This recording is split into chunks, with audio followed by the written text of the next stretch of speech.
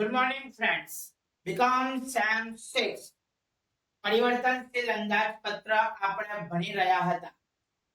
Revision question સિરીઝમાં આજે આપણો લેક્ચર નંબર 6 છે.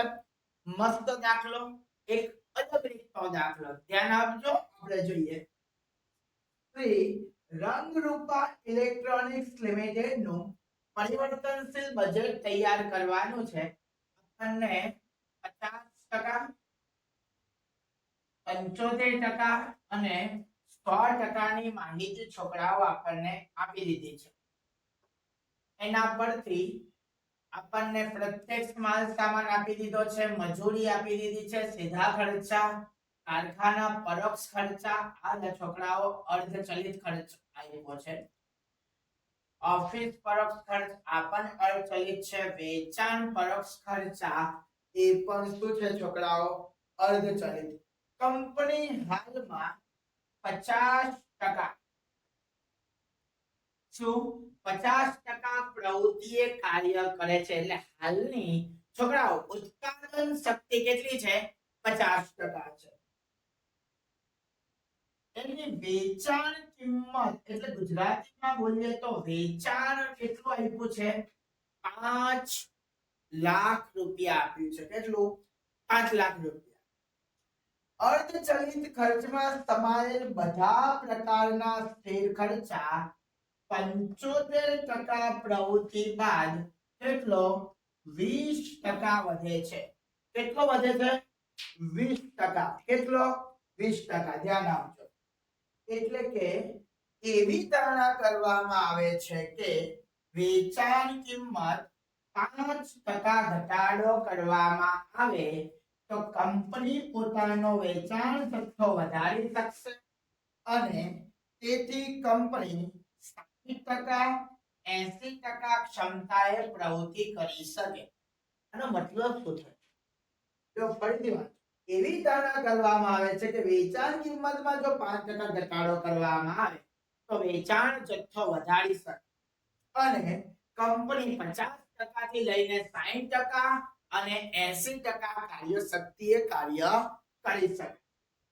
60% અને 80% માટે પરિવર્તનશીલ બજેટ આપણે તૈયાર કરવાનું છે. ઓકે, તો આવો આપણને દાખલો પૂછાઈ શકે. આવો જો મોટો દાખલો નહીં પૂછાય તો નાનો 2 માર્ક્સમાં તો પૂછાશે અને પૂછાશે જ. ધ્યાન આપો, મસ્ત દાખલો. તો સૌથી પહેલા તો આપણે કામ શું કરવાનું છે? 80% નું બનાવવાનું છે. હાલ આપણે 50% કાર્યશક્તિ કામ કરીએ છીએ. તો વિગત 60%, 80%. કંપનીનું નામ શું છે? રંગરૂપા ઇલેક્ટ્રોનિક્સ કંપની લિમિટેડ ના ચક્ર પરિવર્તનશીલ અંદાજપત્ર. તો સૌથી પહેલું કામ માલ સામાન.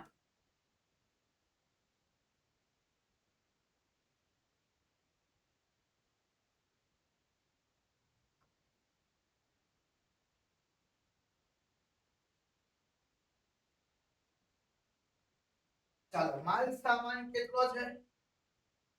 માલ સામાન છોકરાઓ આપણને 3 પ્રવૃત્તિમાં આપ્યો છે. 50%, 75% અને 100.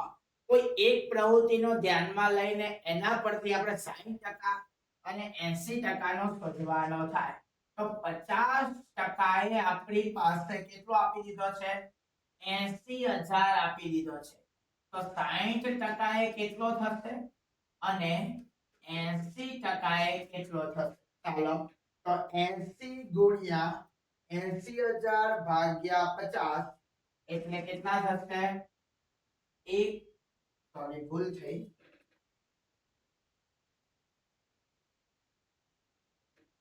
યસ, કેટલો થશે? 96,000 અને 80 ગુણ્યા 80,000 ભાગ્યા 50 એટલે આ કેટલો થશે? 1,28,000. ચાલો, આ તમારા માટે કઈ નવું નથી. આપણે લખી દઈએ 96,000 અને 1,28,000. ચાલો, ક્લિયર છે છોકરાઓ? ચાલો, માલ સામાન પછી બીજો ખર્ચો કયો છે? પ્રત્યક્ષ મજૂરી. એટલે આપણે મજૂરી જ લખીશું. ચાલો, મજૂરીનો એટલું આપ્યું છે 1 લાખ. ચાલો, મજૂરી કેટલી છે?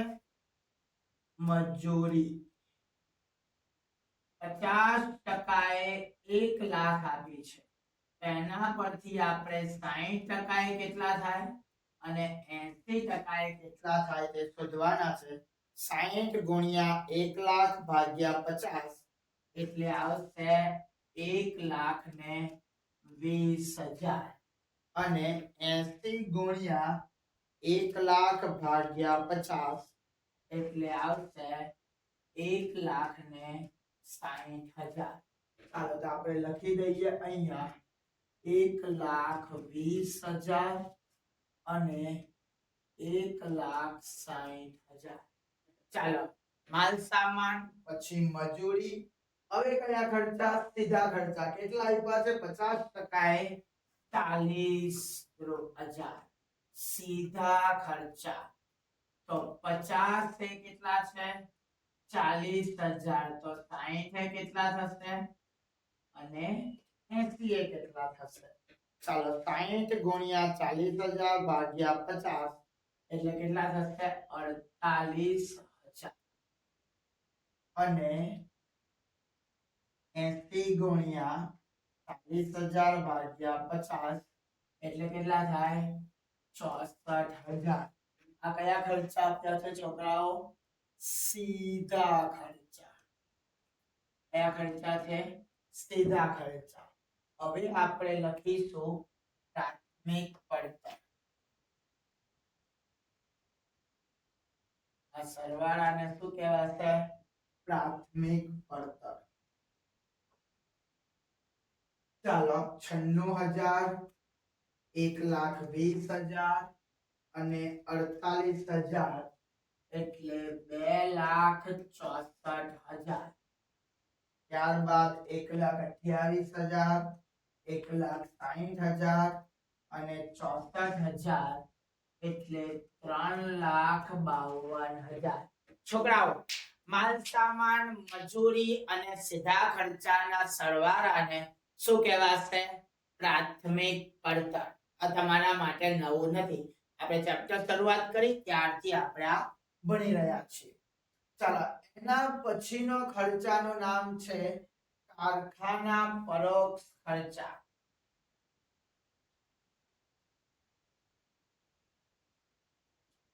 કારખાના પરોક્ષ ખર્ચા. આ કેટલા પ્રકારના છે? 2 પ્રકારના. એક આવે સ્થિર, એક આવે ચલિત. પણ હવે તમે ધીમા રહેજો. અહીંયા એક સારી વસ્તુ છે. આપણને 50% એ 50,000, 65 એ 65,000 અને 100% એ 84,000 આપી દીધા છે. એના પરથી આપણે 60% અને 80% ના શોધવાના છે. તો છોકરાઓ, આમાં તમારે શું કરવાનું? જે આપણને 3% વાળી આપી છે એમાંથી કોઈ 1% ધ્યાનમાં લેશું અને એના પરથી 60% અને 80% માં શું કરવાની છે? ફેરબદલ કરવાની છે. કેવી રીતે થાય? ધ્યાનથી સમજો. 2 મિનિટ થશે. શું આપણે કોના શોધવાના છે? કારખાના પરોક્ષ ખર્ચા. વિગત આપણે 50% ધ્યાનમાં લઈએ, બરાબર? 50% ને બીજા કયા લેવા છે? 75%. 50% ને 75% બે ધ્યાનમાં લીધા. એના પરથી આપણે બનાવવાના છે 60% અને 80%. ઓકે, તો અહીંયા આપણને 3 વસ્તુ થશે. એક આવે સ્થિર, બીજા આવશે ચલિત અને ત્રીજા કયા આવશે? કુલ. તો આપણે પહેલા 50% ના કેટલા છે? 50,000 અને 65,000. તો અહીંયા કુલમાં અહીંયા લખીશું 50,000 અને 65 માં લખીશું 75 માં લખીશું 65. તો હવે ગણતરી કેવી રીતે થાય? ધ્યાન આપજો. હવે 50% અને 75% નો તફાવત કેટલો થાય? તો કે સર 25%. અને આ 65 અને 50 વચ્ચેનો તફાવત કેટલો થાય? તો કે સર 15000. તો 25% બરાબર 15000 હોય તો 50% બરાબર કેટલા થાય? તો કેટલા થશે? 30000 થશે. પ્રથમ વખતે જે આપણને રકમ મળે એ કઈ હશે? ચલિત. એટલે અહીંયા આવશે 30000. 50 માંથી 30 જાય એટલે સ્થિર કેટલા આવશે? 20000. તો અહીંયા આપણે બધામાં જ સ્થિર 20000 લખી દઈએ. ઓકે સર, અમને એવું થાય છે કે બાજુમાં નહીં આવ્યા તો ચાલો આપણે એ પહેલામાં આપણે સાબિત કરી દઈએ. 25% બરાબર 15000. તો 75% એટલે કેટલા? 75 ગુણ્યા 15000 ભાગ્યા 25. આ કેટલા આવી ગયા? 45000. ચાલો 65 માંથી 45 બાદ કરાવી ગયા 20000. તો બધામાં જ 20000 સ્થિર સરખા રહેશે. પણ આપણને એક હવાલો આપ્યો છે. શું હવાલો આપ્યો છે? 75% પ્રવૃત્તિ બાદ 20% વધશે. કયા ખર્ચા? સ્થિર ખર્ચા. તો આપણે શું કરવાનું છે? 75% બાદ 20% વધારો કરવાનો છે. 20000 છે, એમાં 20% વધારો કરો એટલે 2 દુ 4000. એટલે કેટલા આવશે? 24000 રૂપિયા. એટલે 80% માં કેટલા આવશે? 24000. પાછું એ જ પદ્ધતિનો ઉપયોગ કરવાનો. 25 બરાબર 15000. તો 60 એ કેટલા અને 80 એ કેટલા? ચાલો તો 60 ગુણ્યા 15000 ભાગ્યા 25 એટલે અહીંયા આવશે 36000. ચાલો 3 ને 2 5 એટલે ટોટલ આવે કેટલું? 56000. અને 80 ગુણ્યા 15000 ભાગ્યા 25 એટલે આ કેટલા આવશે? 48000 પ્લસ 24000 એટલે 72000. કેટલા? 56000 અને 72000. કયા ખર્ચા? કારખાના પરોક્ષ ખર્ચા 56000 અને 72000. ચાલો હવે સરવાળો કરીએ. 2,66,000 પ્લસ 56,000 એટલે આવી ગયા 3,20,000. અને આ 352 પ્લસ 72000 એટલે આ કેટલા આવી ગયા? 4,24,000. છોકરાઓ એને શું કહેવાય? તમને ખબર જ છે. શું કહેવાય? કારખાના પડતર. શું કહેવાય? કારખાના પડતર. ચાલો એના પછી જોઈએ આપણને કયા ખર્ચા આપ્યા છે? ઓફિસ પરોક્ષ ખર્ચા. અહીંયા લખીશું આપણે ઓફિસ પરોક્ષ ખર્ચા.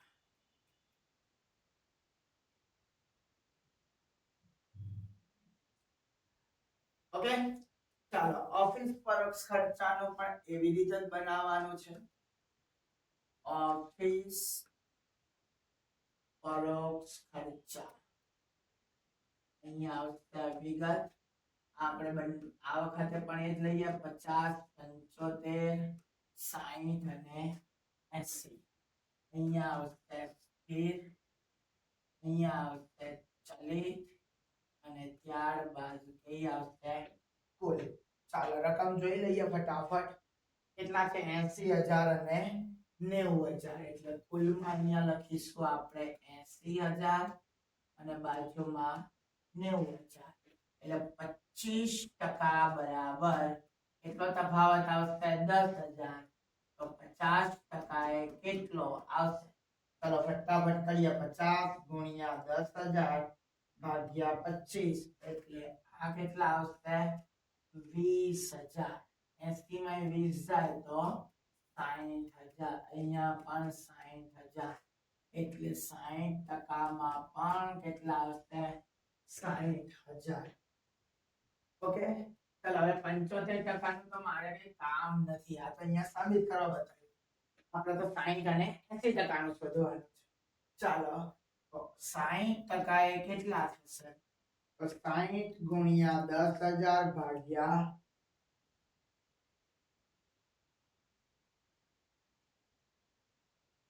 25 એટલે કેટલા મળશે અહીંયા? 24,000. ચાલો 6 ને 2 8 એટલે 84,000. હવે કેટલા ટકા વધારો કરવાનો છે? 20%. તો 60,000 પ્લસ 20% વધારો કરો એટલે કેટલા થશે? 72,000. સ્થિર ખર્ચ અને ચલિત ખર્ચા કેટલા થશે? 80 ગુણ્યા 10,000 ભાગ્યા 25 કેટલા થશે? 32,000. તો 72,000 પ્લસ 32,000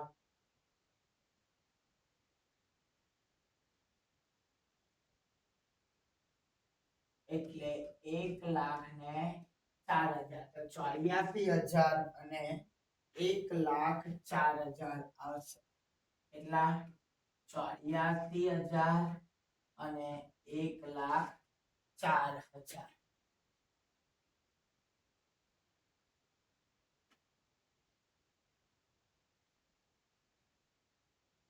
ઓફિસ પરોક્ષ ચા.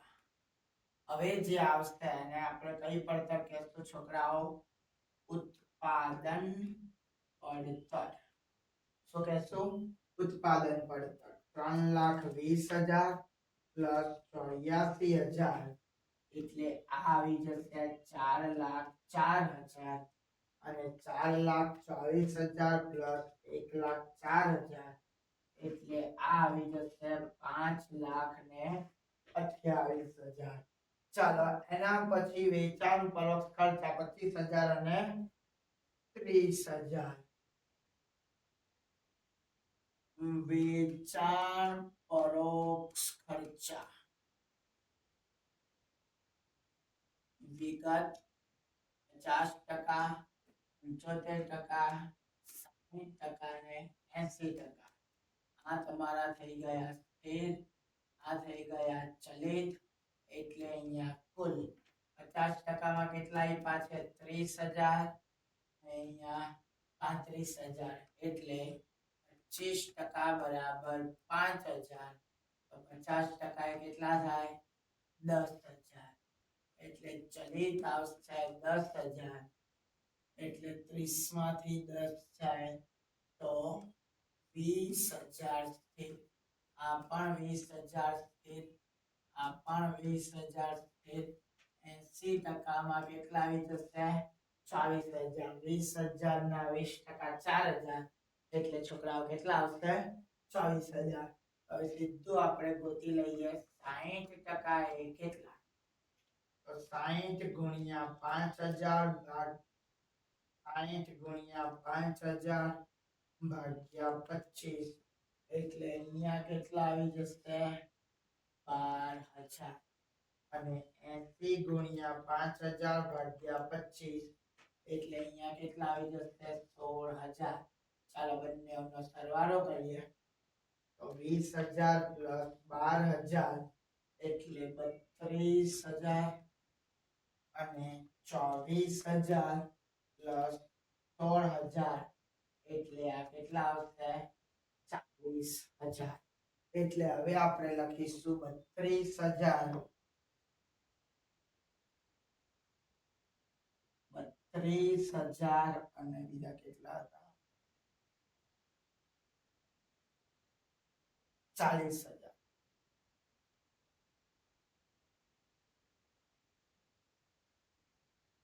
આની સામે લખવાનું વેચાણ પરોક્ષ ખર્ચા. હવે આપણે જે આવશે તે કઈ પડતર આવશે? કુલ પડતર. છોકરાઓ સ્પીડ નથી, આ સિમ્પલ ચોકડી ગુણાકાર છે બરાબર. પરિવર્તનમાં સિમ્પલ વસ્તુ છે, તમારા માટે નવું નથી. ચાલો તો 4,04,000 પ્લસ 32,000 એટલે કેટલા આવે? 4,36,000 અને 5,28,000 પ્લસ 40,000 એટલે કેટલા? 5,68,000. એને હું શું કહીશ? કુલ પડતર પ્લસ નફો બરાબર વેચાણ. શું કહેવાનું છે? વેચાણ. હવે જો વેચાણમાં શું છે? 50% પ્રવૃત્તિ વેચાણ આપણને આપી દીધું છે. કેટલું? 5 લાખ. 50% બરાબર કેટલું આપી દીધું છે?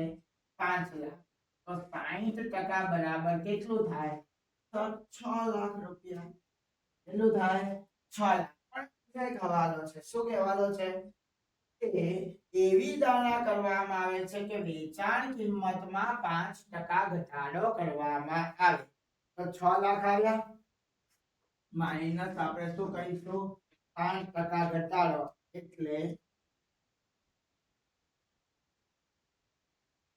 30,000. કેટલા? 30,000 એટલે 5,70,000 વેચાણ આવશે. કેટલું વેચાણ આવશે? 5,70,000. ચાલો 5,70,000 માઇનસ 4,36,000 બાદ કરો તો નફો આવી ગયો 1,34,000. કેટલો નફો આવી ગયો છોકરાઓ? 1,34,000. ચાલો 50% બરાબર 5 લાખ તો 80% ને 80% બરાબર કેટલા થશે? 8 લાખ માઇનસ 5% 40 એટલે કેટલા વધે? 5,60,000 માઇનસ 5,68,000 બાદ કરો એટલે કેટલા વધશે? 1,92,000. એટલે કેટલા? 1,92,000. સિમ્પલ છે. કોઈને કઈ વાંધો હોય તો તમે મને કમેન્ટ બોક્સમાં જણાવો ફટાફટ. કોઈને વાંધો છે ખરી? Okay okay okay okay very good. Okay છતાં જે લોકો રેકોર્ડિંગ જોવાના છે એને કઈ વાંધો હોય તો તમે અમને ફટાફટ કમેન્ટ બોક્સમાં જણાવજો. કોઈ પણ ડાઉટ હોય યુનિવર્સિટીને લગતો, કોલેજને લગતો, કોઈ પણ રીતે ડાઉટ હોય તો તમે અમને કમેન્ટ બોક્સમાં અથવા અમારા જણાવેલા નંબર પર, કયો નંબર છે જેની? 84,6,99,55,8,44 આ નંબર પર તમે અમારો સંપર્ક કરી શકો છો. ખાસ એટીકેટી વાળા વિદ્યાર્થીઓ તમે જરાક પણ ટેન્શન નહીં લો. કઈ પણ તકલીફ પડે અમને બેફિકર પૂછો. બરાબર? કશું અશક્ય નથી. જે 3-4 વખત કેટી આપી ચૂક્યા છે એ તમારી એટીકેટી એટલે આવી છે કે તમે અમારા સંપર્કમાં નહોતા. હવે તમે અમારા સંપર્કમાં છો. હવે તમારે ફરીથી સેમેસ્ટર 6 નું ફોર્મ ભરવાનું નથી. રાખ ભરોસો તું ખુદ પર, શાને શોધે છે ફરિશ્તાઓ. સમુદ્રના પંખી પાસે ક્યાં હોય છે નકશાઓ, છતાં તે શોધી લે છે ને પોતાના રસ્તાઓ. સમુદ્રના પંખી પાસે કોઈ મેપ નથી હોતા, કોઈ નકશા નથી હોતા, છતાં એ જો પોતાના રસ્તા શોધી લેતા હોય તો આપણે તો મનુષ્ય છે. બરાબર? આપણે યુનિવર્સિટી લેવલના, ગ્રેજ્યુએશન લેવલના ફાઇનલ યરના વિદ્યાર્થીઓ છે. આપણને જરીક પણ કઈ પણ તકલીફ ન પડે. તમારી સાથે રાવલ સર ઓલવેઝ છે. ઓકે? જરાક પણ ટેન્શન લેવાની જરૂર નથી. કઈ પણ તકલીફ પડે સીધો મારો સંપર્ક કરો. ઓકે? મળીએ છીએ આપણે નેક્સ્ટ લેક્ચરમાં. ત્યાં સુધી ગુડ નાઇટ.